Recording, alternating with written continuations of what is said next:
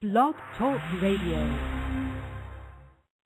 Welcome, living beneficiaries, to the show for living beneficiaries, the House of Hidalgo show on the Estate Radio Network. Prepare for the most educational 60 minutes on all of radio with your host, Rick Hidalgo. The House of Hidalgo show can be followed on Twitter or Facebook by searching House of Hidalgo. Find the show on the web at www.therockofsalem.org. Sign up for the newsletter, and while you're there, take the 5-question survey to let us know what you think. The Estate Radio Network is part of the Blog Talk Radio family of networks and can be found at www.blogtalkradio.com/South Dakota DP. Join the show now by chat or call 619-639-4605. Don't forget to dial 1 to get in the queue. Here's your host, Rick Hidalgo!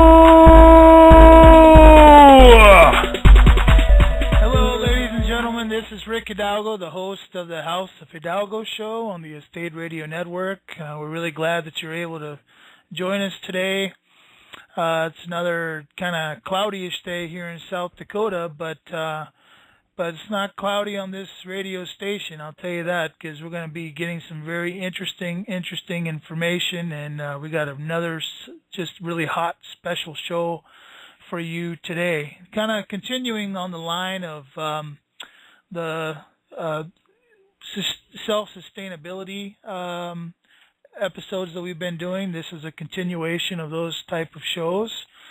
And but before we get into that, real quick, I want to guide you guys. If you're on right now and you're live and you're listening, I want you to go to blogtalkradio.com and /South Dakota DP. Go down to the bottom of the screen and participate in our chat session that we've got going on live right now. So if you have a question, you can ask it by chat or call in at 619-639-4605. That's 619-639-4605. My special guest tonight is none other than, oh boy, it's amazing how I lose these things so quickly. But his name is Blair. I lost his last name. I'll get him to I'll give that just a second here. But Blair is a equity partner, one of 4 equity partners for the Dome Incorporated, and he is also the founder of this particular corporation. And you're gonna really love this, because the kind of things we're going to be talking about, they're building some really unique, interesting structures, and you're going to totally love this, especially those of you who are really into sustainability. So without any further ado, let me bring him on. Blair, are you with us? Yes, sir. Thank you for having me on the show. Was it Wolfram? Wolf and a ram, like the 2 animals. That's correct. Gotcha, Wolfram. Okay. So Blair, I appreciate you being on the show. We've had our good friend Jay Sable on here several times, and of course he always mentions the fact that the Sago Center, I believe that's how he pronounces it, in the center of his particular complex is really a dome structure, and he's basing it off of your particular structure. So I'm very curious to hear the details of that. But before we get into that, I wonder if you could give us a little history or background on how you got into something like this. Well, let's see how I started. I was always interested in energy-efficient housing. I was born in the 50s, and in the 60s it was a hot item to have envelope homes and A-frames, and all different manufacturers or builders claim to have the most energy-efficient earth shelter home or whatever. So when it came time where I was going to build my own house, I wanted to build absolutely the most energy-efficient house I could. And I didn't care what it was, but I really wanted to know what house was the most energy efficient. And that led me to the Dome.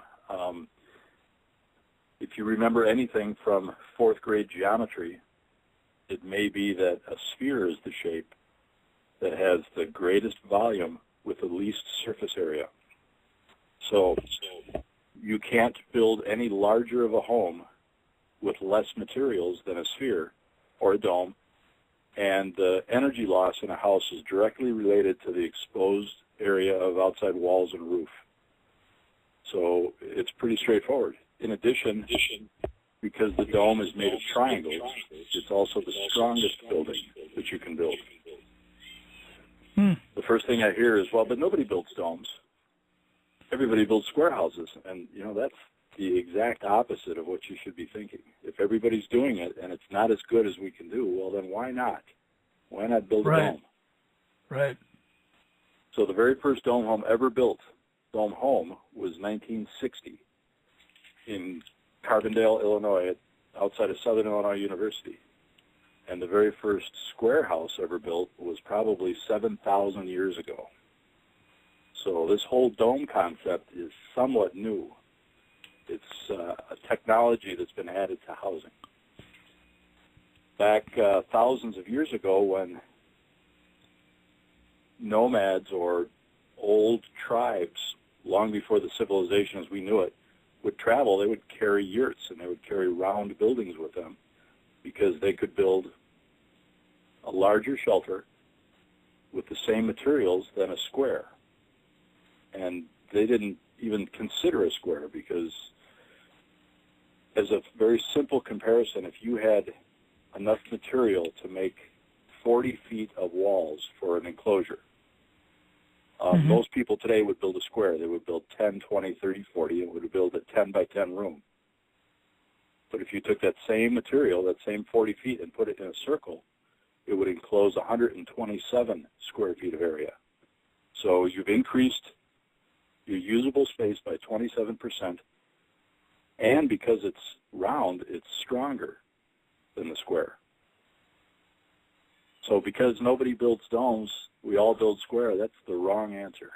There's a better alternative out there, and we're coming into it. Yeah, are you seeing a drastic change in the way people are thinking, Blair? Well, they're certainly changing the way square houses are advertised, because now they all talk about energy. They all talk about sustainability, and they have the ratings and the evaluations. But no, I don't see a great trend into round housing yet. Although if you look to the people who portend to predict the future, like the movies, you'll see a lot of domes in Star Wars and Star Trek. In the future, the people who kind of sit down and think it through and project where we're going to be, they recognize this. So it is a trend, but no, I don't think we're still in the infancy of it. As I said, compared to 7,000-year-old trends, this is 50 years old. This is nothing. Right. Right. Well, I wonder why is it acceptable to do dome buildings for, like, coliseums and sport complexes, but it's not acceptable to do it for your own house?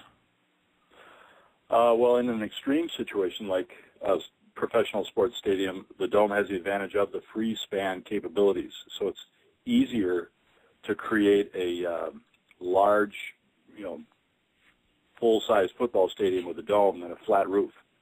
It takes much less material, much less depth and girth to the beams. So it's only practical. And it'll trickle down. I'm confident that, maybe not in my lifetime, but I'm confident that we'll have no choice. Building materials are going to get more and more scarce, and energy costs are rising, and it only makes sense. Excellent. So are you seeing much in the way of people coming to you and asking you to help them put together these structures? I'm very busy. Cool. Again, the market is not saturated. We're still a niche housing sector. We're very, very narrow focus, but it's a whole new world out there. Yeah. Okay. Excellent. So maybe we should get into the, how did you get hooked up with Jay? And I suppose this is a major thing for the both of you. You're probably pretty excited about this as well. Yes, Jay's vision of an entire community is much much wider girth than my focus. Jay takes into account education and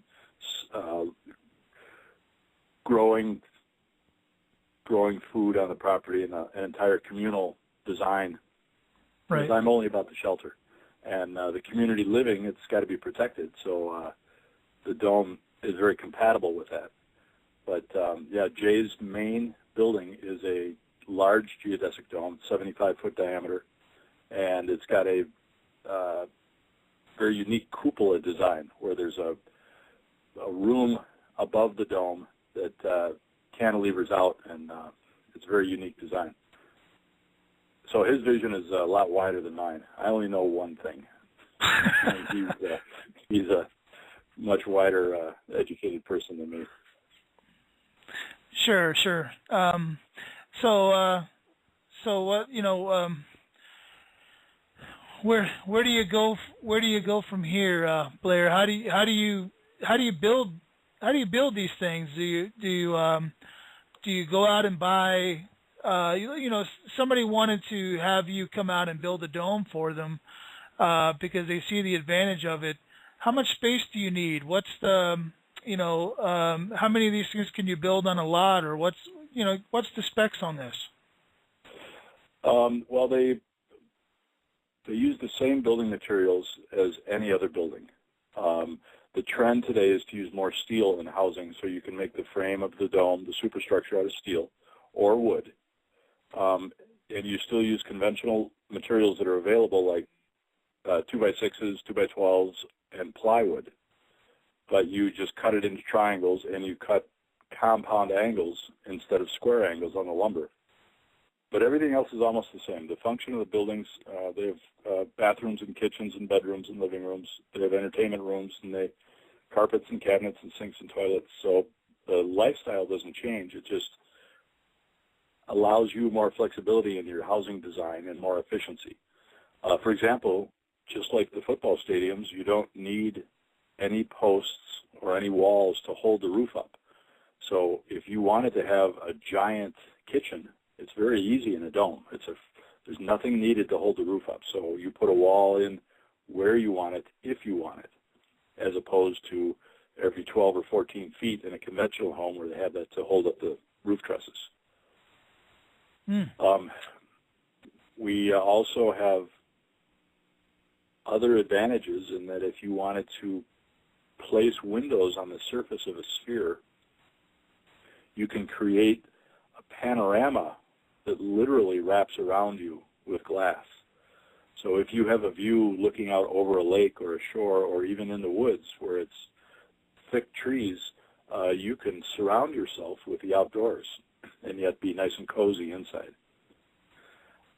If you wanted to track the sun, if you wanted that morning sun shining in on your breakfast nook, you can put a window so it is up, at sky level, aiming at the sun at a particular time of day. And it really allows you to be creative with the designs. Wow. Where I've been recently is this past year, 2012, I finished my 500th dome project.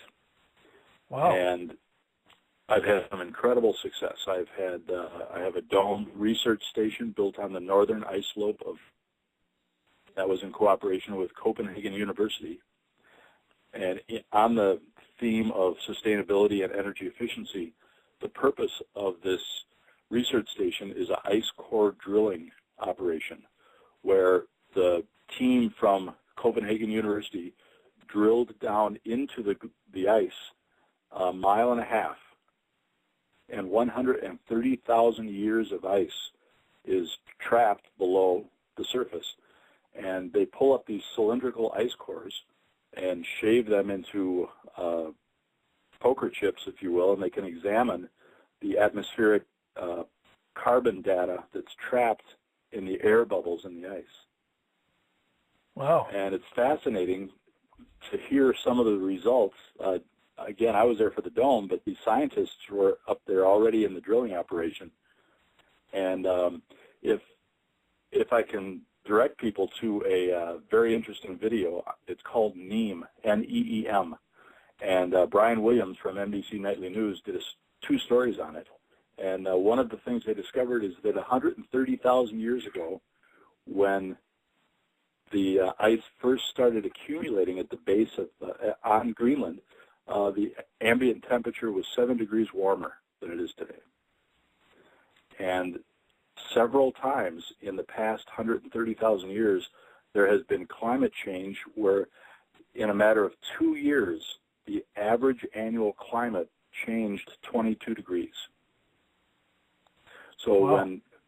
when we hear reports today of the climate change and global warming, it is a very short-term view of what changes the Earth goes through. Since the Eemian Ice Age, which is this age they were drilling to, since the Eemian, there have been 3 ice ages across the world. So the average temperature fluctuation has plummeted and then come back up again, and plummeted and come back up. So I wouldn't be too concerned about the end of the world and global warming. I mean, certainly mankind is contributing pollution to the atmosphere, but our ability to understand these changes is very, very short term. On the planet's half a billion years old. So there's a lot of changes on it. I don't know that we're not contributing to global warming, but I don't know that mankind is the cause of it. Right. So there might. Please go ahead. No, you're fine. I was going to say that the project I just completed is in San Francisco, and that's the Exploratorium Museum, which is the 5th most recognized museum in the world. And they just moved. They had a $365 million move to Fisherman's Wharf on Pier 15. They opened a new facility. And as their signature display, they built the Tactile Dome. And if anybody has been to the Exploratorium, it's been in San Francisco for 30 or 40 years. But they had an old Tactile Dome there, and they built a new one. It was scheduled to open last week. It was scheduled to open August 1st, but I think they're behind a couple weeks. But nonetheless, this is a 3-story dome, and it's designed to enhance your sense of feel. So the Tactile Dome is full of museum textures. It's got diamond plate and fuzz and steel and marble, and it's a museum, so these are high-quality surfaces. It's a 3-story exhibit. Part of the exhibit, you climb a rope ladder to get to the next level. Part of the exhibit, you slide down a curved slide to the next level into a room full of foam. It takes about an hour to go through the entire exhibit, but the entire completely in the dark. So you have to feel your way through this 3-story dome. Wow. And it's a fascinating experience. And you'll come out of it and you'll be amazed at what you have experienced with these different textures. Wow. And so that was, as I say, it was just scheduled to open last week. I think they're just a little bit behind schedule. Right. I wonder too, can you speak a little bit to the efficiency of these dome structures as compared to a square home? You got into that a little bit, but could you go a little deeper, especially, these days where electricity costs and petrol costs are going up, and natural gas is even on the rise? How do you justify living in a square home when these dome homes are so much more efficient? The reason people live in square homes is because they're so accustomed to it. Generally, a home is an individual's largest investment, and they don't want to take the chance on investing in something that isn't marketable, for example. But clearly, compared to a conventional 2,000 square foot colonial style home, a 2-story colonial, a 2,000 square foot dome has half the surface area. It has half the outside wall that needs to be insulated. So, for example, if the Colonial has if the Colonial has 6,000 square feet of surface, and you want to insulate that with, say, 6 inches of urethane insulation, that's probably a $25,000 insulation install. But if the dome has 3,000 square feet of surface with the same R value, the same 6 inches, it's $12,500. It's half the price. And its operation costs are significantly less than the Colonial style. And you don't have to have 12 by 14 foot rooms. You can have large open areas to move about. Right. So there's many advantages. Some people are willing to consider a dome, they may also consider some progressive design ideas for interior layouts. And one thing I like to do is, and I can hear people saying, well, can you build these in the city? Yes, you can build them anywhere. Anywhere that a conventional house can be built, you can build a dome. But people tend to build domes in the country, or they tend to build them on private lots. And I lost my train of thought on that one. But you can build them anywhere. Right. And that's a big thing. It sounds like what you're saying is most people are building these things based on wanting to have an experience, some kind of an ambience, that they're trying to get out of it. Yes. And my purpose was for the energy performance, but the aesthetics are incredible. Right. And so I'm getting back to the efficiency. There's another advantage in a dome over a square house in that most heat recovery systems in a conventional home, you'll note there are maybe, let's say you had a ranch-style home, a one-story house, and you may have 10 or 15 return air vents located on the walls up towards the top of all the walls to take the warmest air. And in the northern climates, you take the warmest air and you bring it through the ductwork back down to the floor where it drifts back up to the ceiling again. In a home like that, if you shut the furnace off and just let the air stagnate and tape a thermometer on the ceiling and a thermometer on the floor, you'll find there's about 1 degree difference per foot. So if the floor was 65 degrees, the ceiling would be 73 degrees. In a dome, it's about 1 degree every 3 feet.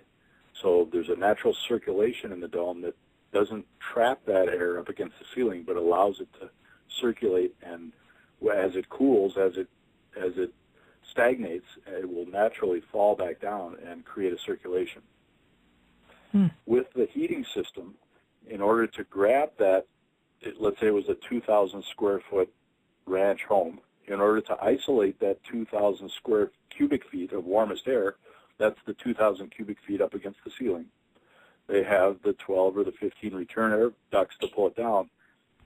In a dome, to isolate that warmest air, you only need one large return air vent at the top of the interior. And that will isolate all the warmest air, goes right to the top, and that one return air vent will draw it down. Much, much more efficient to draw air through one vent straight down than it is to suck it through 15 vents, spiderweb all through the house. Right. So, as you can tell, I'm excited about domes. And the issue is for people to step up and just recognize the benefit for themselves. It is the future. You don't want to be the first guy on the block to buy a Prius, but boy, once they start selling, everybody's on them. And this is high technology. This is high performance housing, and not just housing. It's there's many advantages to portability, lightweight, ease of construction. If you put it up for a couple of years, they're bolted together. You can take them down. So a lot of advantages. Wow. Well, I'll tell you what. Have you been in it? No, I have not personally been in a dome home, but I would love to. I would love to check one out. They're around. So you should. It's very difficult to envision some of this, but I do have a beautiful website. Can I plug that? Yeah, please do. There are several hundred photographs of dome interiors and exteriors on my website. And it's www.hurricanedomes.com. Just spell the word hurricanedomes.com. And it's called that because in extreme weather conditions, a dome has many advantages. One, because it's round, because it's spherical in shape. In a high wind situation, no matter what direction the wind comes from, the dome allows it to slip past and to slip overhead. There's no flat wall that stands up and forcibly resists the winds, and there's no eaves or awnings the wind can get under and lift off. As well with extreme snow loads, the dome, because it has that pitch to it, and because it's all triangulated, it can withstand the worst urban snow load conditions in the worst urban in the United States are in Buffalo, New York.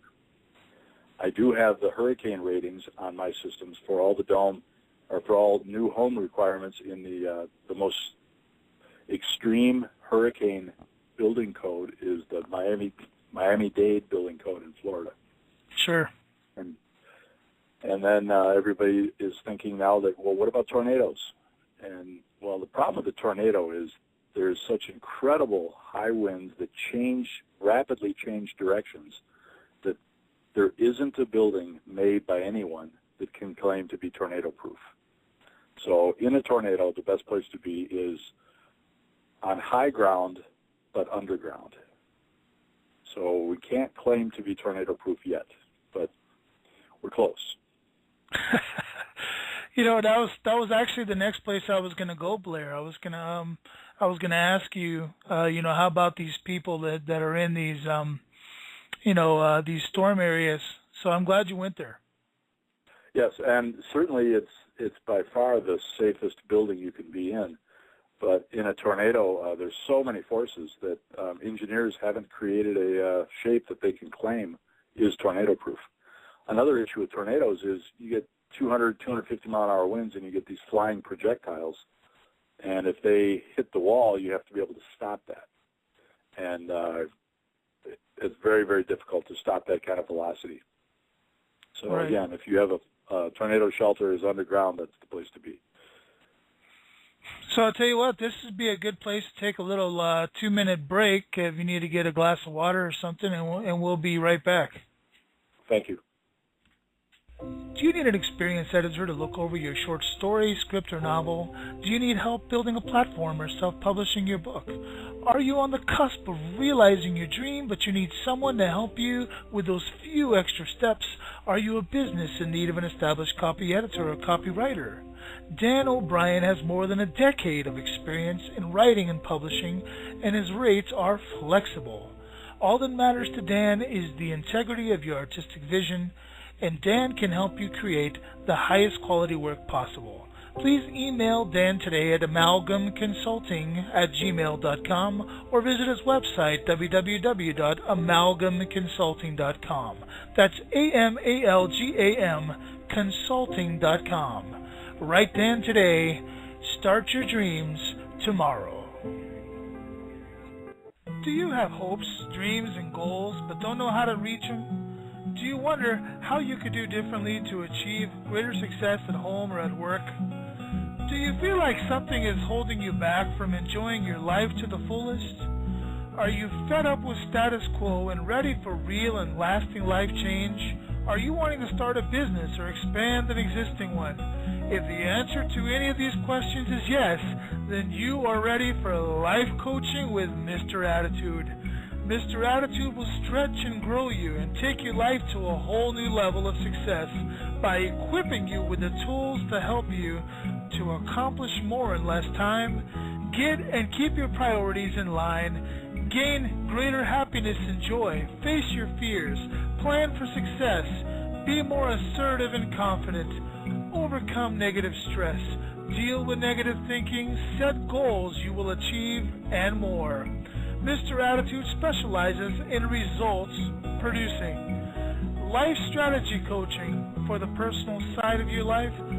Small business coaching for those who want to start a small business or build a stronger small business.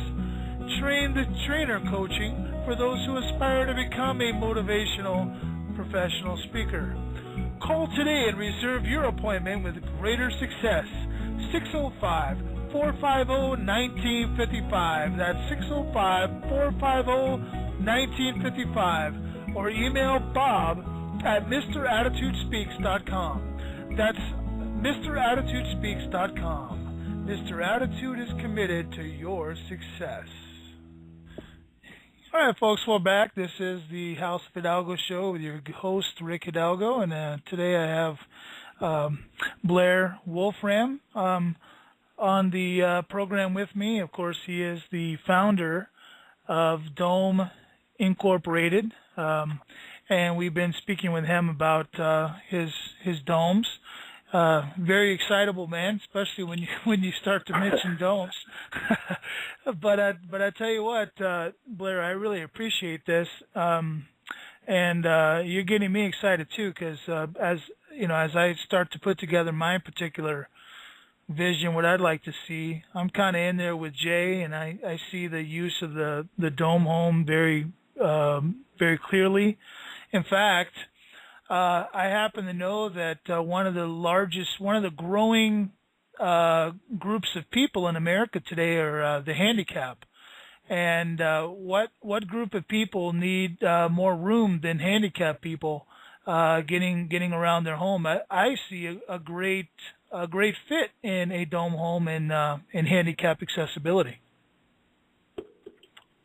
Yes, not a problem. The function of the house, as I say, is identical to conventional housing. So, handicapped access, ramps, wider doors, even lifts, elevators, very simple in a dome. Yeah, it sounds like it would be. Have you had opportunity to do anything like that? I've built 2 ramps in my travels and 1 elevator. In fact, on the home page of my website, the very last photo is a handicapped house that has a elevator in it. I think that's the only elevator I built. But right. I don't know that there's a great advantage. Again, with the handicap, certainly the wall space would be a benefit. But as far right. as access ramp and so on, it's pretty much the same design as a square house. Sure. But, like you said, being able to have such a wide open kitchen and, wide open living spaces without those walls in the way, that's the advantage as far as I see it. Yes. I've never sat in a handicapped chair, so I can't say I can experience or I've got firsthand knowledge of what some of the obstacles are, but certainly a dome could be compatible. Let me ask you this. Here's another question that came up as you were talking there. Do people tend to have any problems with financing of a home like this? Because we still live in a day when these major purchases have to be most of the time financed. I don't know a lot of people that can come out of pocket with a new home. Yes, but there's a real simple solution. Finance companies, banks, by definition, are the ultra-conservative, and they don't want to get involved in anything that has more risk or is a problem. If you identify to your mortgage company or your application that you're building a dome, you're going to run into a couple problems. One is most people don't know what a dome is, and 2, they will try to pigeonhole the dome with other domes for comps or comparable sales. So for purposes of financing, it's still a wood-framed home, or it's still a shingled roof and sheetrock on the inside and so on, but just call it a custom home. Call it a custom-designed, energy-efficient home. If you call it a dome, as I say, you're going to narrow your finance options way, way down. Most finance companies require that you can provide a comparable sale within the last 2 years within a mile radius of your house. and of where your new dome's going to be. And in most cases, because this is so new, there just aren't that many domes out there, and they won't be able to find the comps, and thus they'll fail your mortgage. But on a custom home, they're everywhere. So, and really, there is no, from a builder standpoint, there's hardly any difference. Sounds like you've run into that problem before. No, we have all the time. All the time. I just had somebody call me that they were trying to get a surety bond on a project, and they described in detail what the dome was, and I said, "Well, that's don't say anything that it isn't, but it's a wood framed building. It's custom, it's shingle roof, but just don't narrow it down to be a geodesic dome. It'll save you some grief."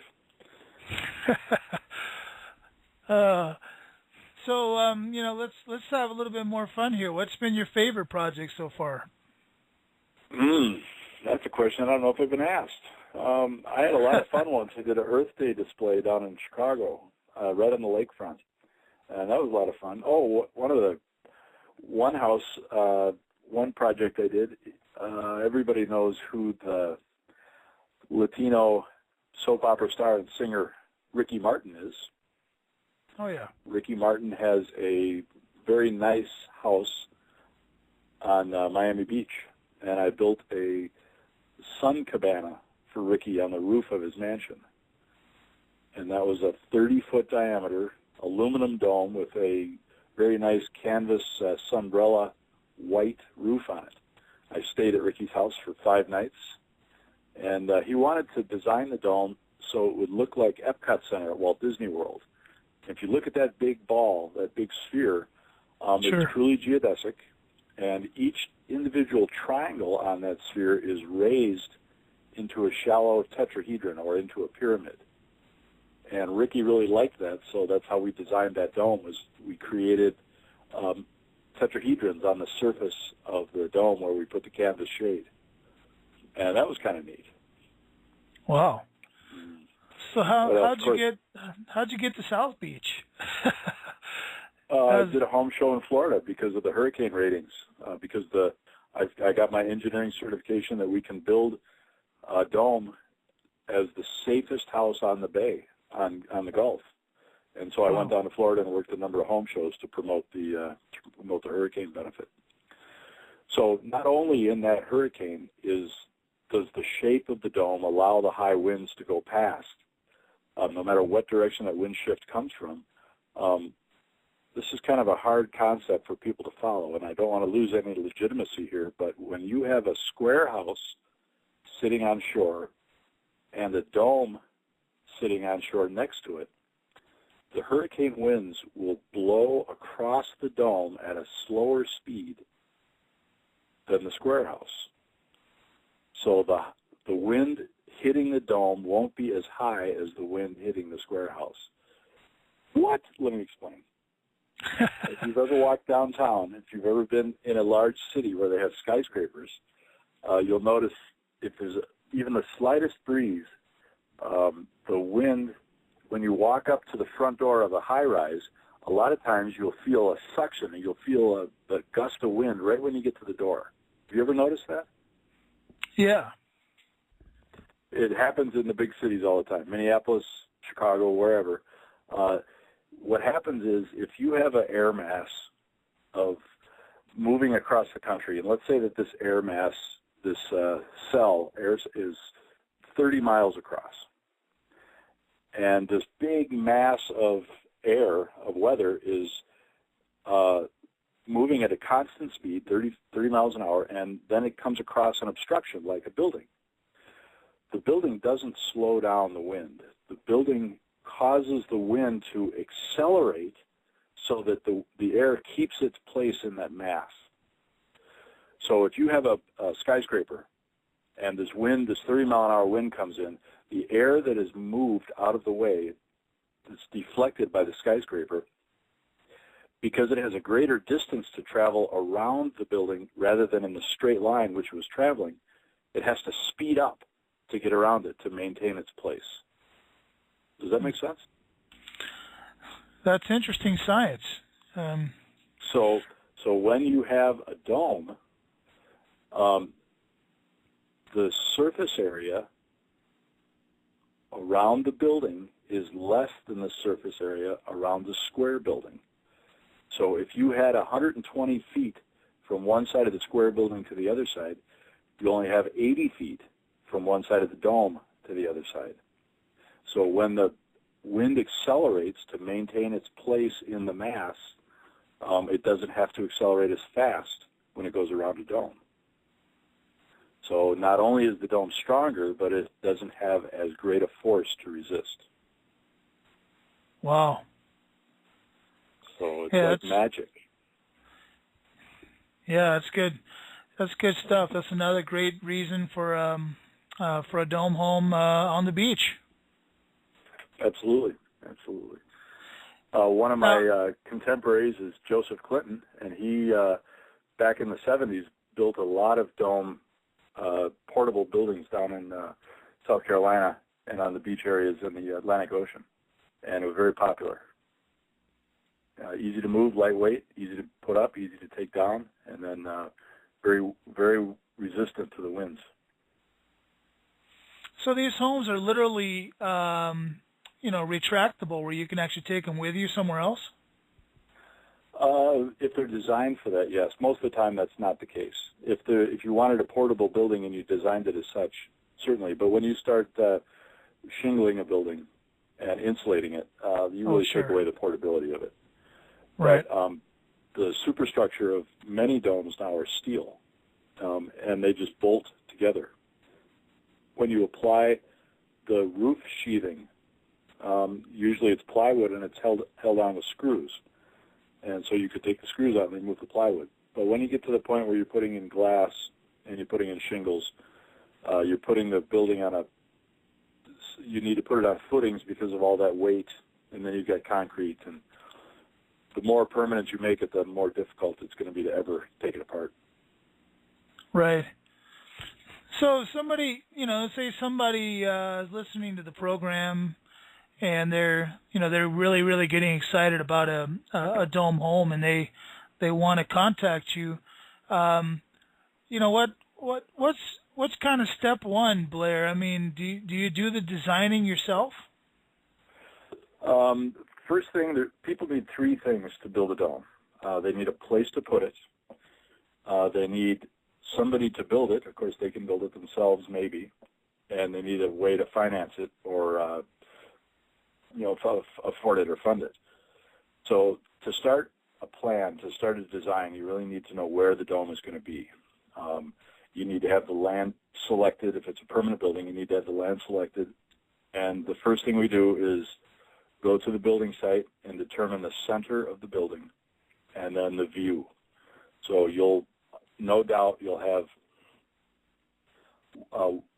one large room or a larger room where when you're awake and the family's up and your friends are over, that's where you're going to be. And that typically is where the best view is. So you get your site plan from your land, and you draw a dome in the location that fits, between the trees or on the other side of the rocks, or so you can see the creek or whatever the priorities are. And then you put your great room with that view, and then you consider where the road is going to come in and where you're going to park, and maybe you want to put the kitchen on that side of the house, so when you're unloading the car, it's close to the door, and you kind of back into a floor plan from the site plan. And then you can determine how big of a house you need and what other functions the house is going to perform. Do you have pets? Do you have kids? Do you have handicapped? Are you going to live there the rest of your life? So you want to be able to have a main floor bedroom, so you're going to have to deal with stairs. And you kind of work your way into a floor plan from that point. Wow. We have two designers I've had for maybe 10 years each, and they're very, very good. One has a master's in architecture, and we can design the home to any point where you want. To a lot of people, because the dome is less expensive, we attract a lot of low-budget people, and they don't need a comprehensive blueprint that shows the electrical layouts and the plumbing layouts and so on, but they do need a floor plan that's going to work. So we can design just the floor plan, or we can do a complete set of fully functional blueprints for all subcontractors and utilities. There's there's a lot of dome in our files. So if you have a preliminary drawing that you like and you think will work on your land, there's a pretty good chance we have something similar in our files, but you really have to start some planning rather than just say, oh, I like this plan or I don't like this plan. Right. You know, there's a lot of commercials you see on TV about these steel buildings, and they're really commercializing the heck out of them. It wouldn't. I mean, and these steel buildings are normally built in all sort of patterns, but the most of the ones you see are built in a square or a rectangle type of means. Do you build those type of buildings yourself in a dome shape? I use steel quite often. I have my least expensive building is a steel frame, and my most expensive building is a steel frame. The smaller gauge steel, I use a 1 3/8 inch outside diameter galvanized steel tube is the frame of the building. And on my super strong structures on any building over 50 foot in diameter is also steel. But that uses a 3.5 inch diameter round steel tube as the superstructure or as the skeletal frame. All the greatest buildings in the world are steel. All the most extreme engineered items like aircraft are either now aluminum or titanium. Wood isn't as common a building material for larger buildings. I mean, all the skyscrapers are steel reinforced. Although the Empire State Building is on wood footings, I found out when I toured the Empire State, and that's because the steel has a much greater tension strength than wood. Usually when a building fails under an extreme load, whether it's wind or whether it's snow load, it's a tensional failure. The framing members of the building, the backbone of the building, pulls apart.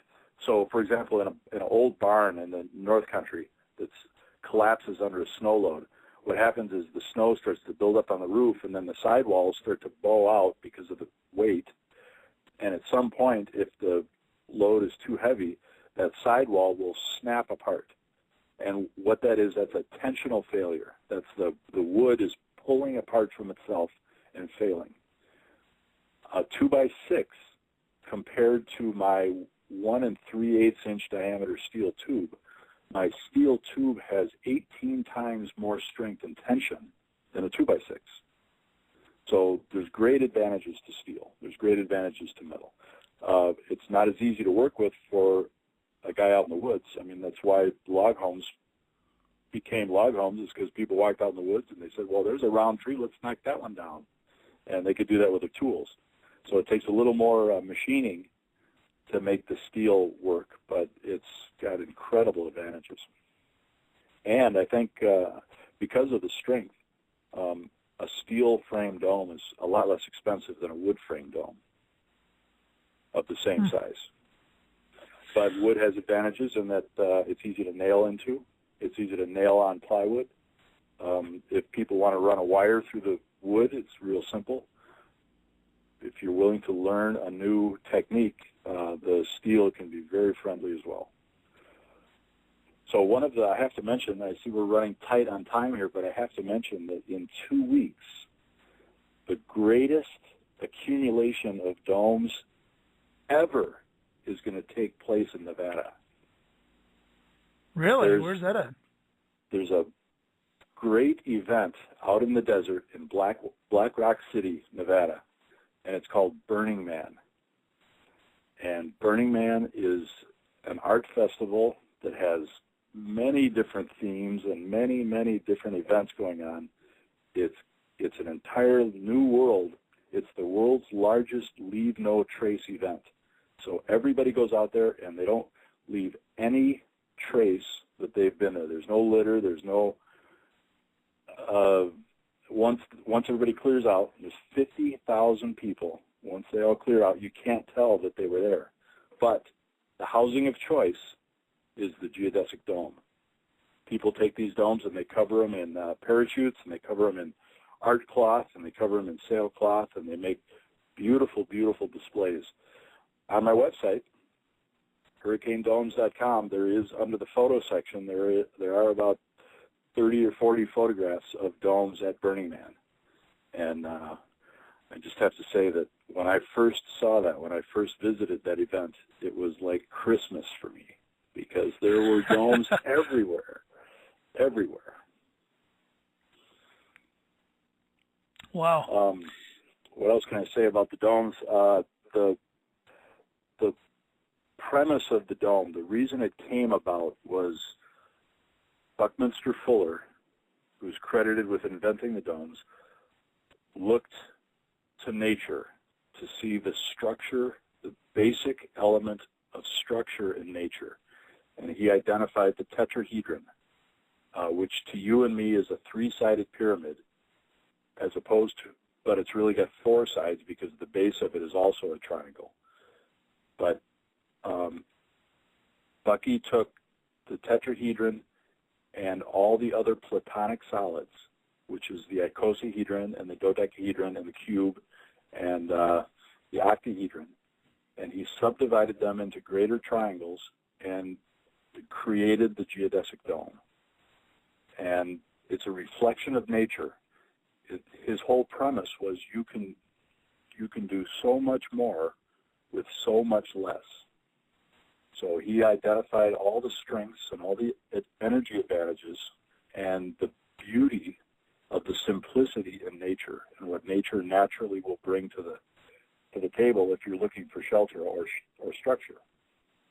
So the geodesic dome, the style I use, is all based on the icosahedron. In a complete sphere, that's a 20-sided sphere. Each side, each facet, is an equilateral triangle. And then what we do is we cut it in half, so it's no longer a sphere, it's actually a dome with a flat bottom that sits on the ground.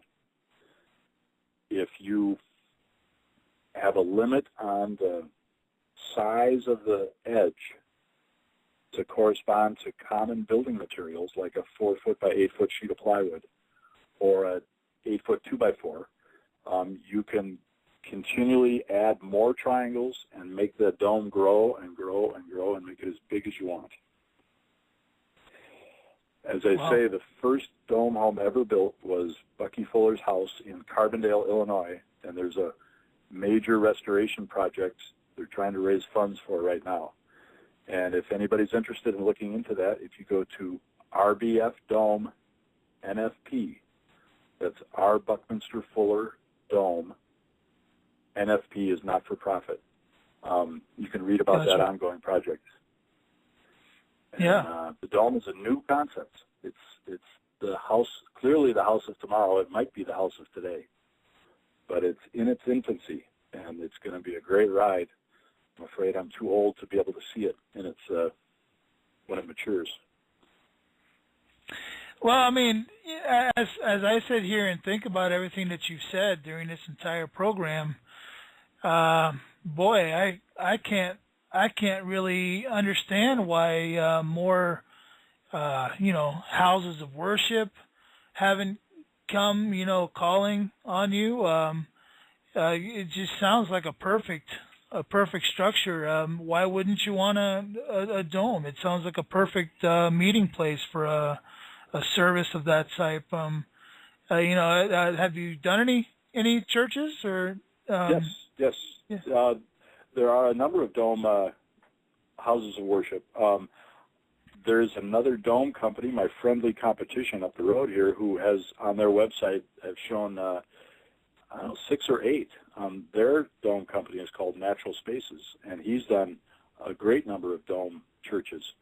The old company I worked for has one still in congregation from 35 years ago, about 10 miles from our location here. Yes, it's a perfect structure for a church because of the free span building, the free span structure. And it's a perfect building for a basketball stadium and a garage. Where I live in a suburb of Minneapolis, I have 9 domes, including a house and a garage, are all domes. The biggest dome I have here is a horse barn. I have a boathouse and a jungle gym for when my kids were young, and 2 gazebos. So you can apply the dome concept to any use of enclosed space, and it's only going to be stronger, and it's only going to be more energy efficient. Right.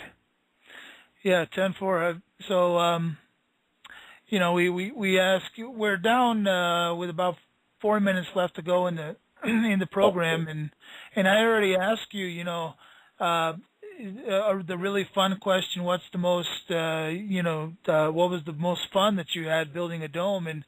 And you gave me the Ricky Martin line. I wonder if I go the other direction. Is there a dome that you don't ever want to repeat? Let's see.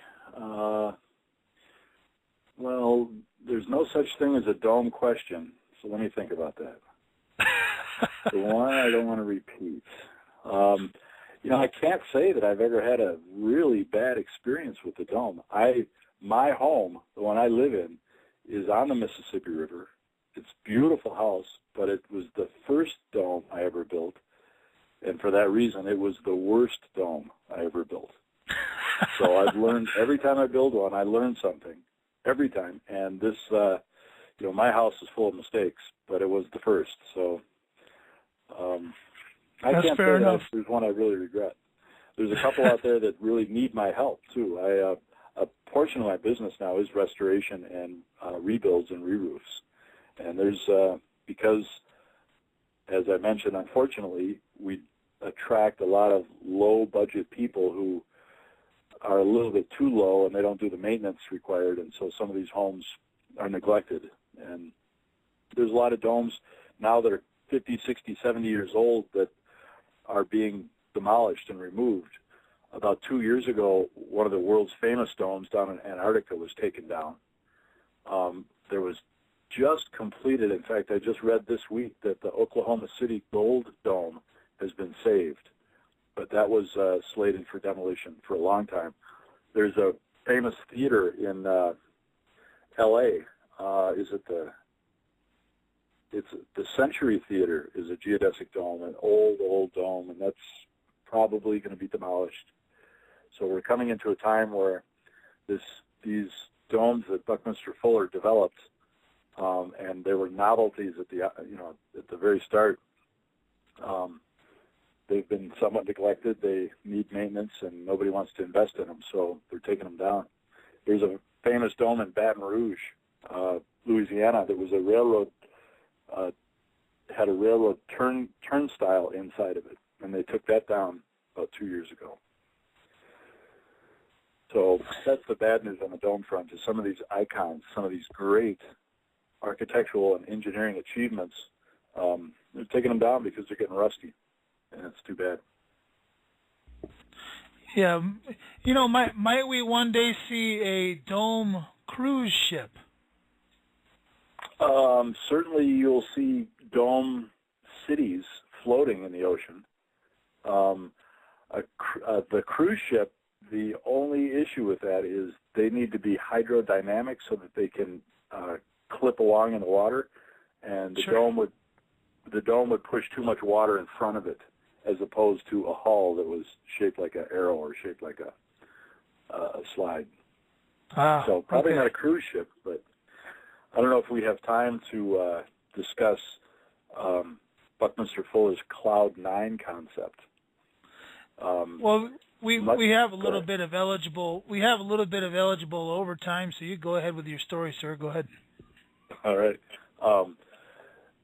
Bucky looked at the world through many different eyes, from a physics standpoint or engineering or math, nature, science.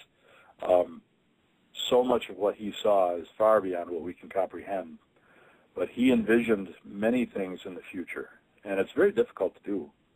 Even if you try to project where you're going to be in a month, I mean, you can't very accurately do it. The highest technology we have for predicting the future is the weather forecasting, and they're really good now for 3 or 4 days out, but beyond that, it's very, very difficult. So Bucky saw a need in the future for space travel and recognized that some statistic, it might have been 90% of the fuel and the energy needed to launch a spacecraft is burnt up in the first 5 miles of launch, and once they get up into the outer atmosphere. He was a sailor in his youth, and he was part of the Navy in his younger ages, and he saw the medium of water and where the water met air, the only reason a ship can float is that it displaces a greater weight. The hull of a ship displaces a greater weight of water than the hull weighs. So you can have a steel hull, which is very, very heavy, float on water. And that's just because it creates this void that water that's displaced weighs more than the hull. So the hull will float. Right. Bucky looked at that from a atmospheric perception, and he saw that you could create a geodesic dome ball that would actually float on the surface of the air in the atmosphere. So by controlling the temperature of the inside of the dome, similar concept to the ship, he could create a 1 mile diameter sphere that would actually float above the Earth and rest on the atmosphere, rest on the air that we breathe. And for that reason, communications, you'd have a communication satellite that's very accessible. You'd have access to outer space by space launch, by vehicle launch, because it was way up in the atmosphere. You wouldn't need to expend all that energy to launch. So some of his concepts, we may say, well, that's never going to happen. Just like Dick Tracy and his wristwatch. Well, that's never going to happen. People aren't going to have be able to communicate without wires and have a TV on your wrist. How strange is that? Don't be surprised if someday they're, maybe not certainly not in our lifetime, but that's going to happen. There's going to be advanced technology where people are going to even save more energy by embracing some of these ideas. Right. Well, I really, really, really appreciate you, taking your time. I'm sure you had a difficult, hard day building today, and for you to come on here and take your time to do this show was I'm sure a chore. So thanks for joining us and being a part of this conversation. Rick, I'm grateful you invited me on, and thank you again. So for Blair Wolfram, this is Rick Hidalgo. This has been another episode of the House of Hidalgo show on the Estate Radio Network, and we're glad that you came. God bless everyone. Stay safe. See you next time.